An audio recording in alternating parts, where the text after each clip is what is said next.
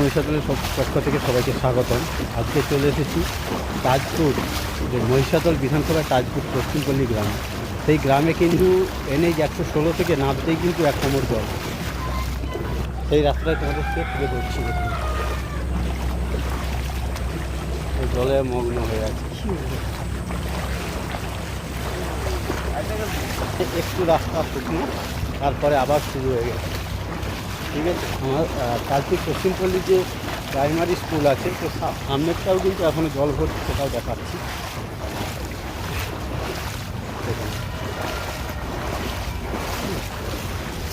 এবং যাচ্ছে দেখুন, রাস্তা খুঁজে পাচ্ছি না, কোনটা দিক থেকে যাবো। না, রাস্তা সেটাই খুঁজে পাচ্ছি না। তার ঘরে বাবা অবস্থা দেখুন, গোয়াল ঘর ভেঙে পড়ে গেছে। দেখুন ঘরের অবস্থাটা দেখুন, পুরো একদম। তাজপুর পশ্চিমপল্লীর যে শীতলা মন্দির আছে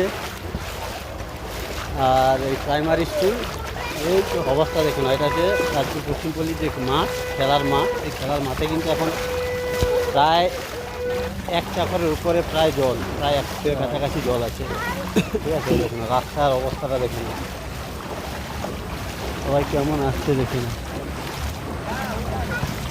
আজকে আপনাদের তাজপুর পশ্চিমপল্লী পুরো গ্রামটা কতটা জল হয়েছে সেটা আপনাদের ঘুরে দেখানোর চেষ্টা করি। বলি, এইরকম কি জল আগে দেখেছো?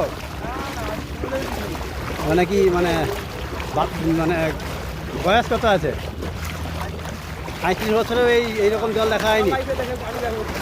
মুখ্যমন্ত্রীর উদ্দেশ্যে কি বলবে?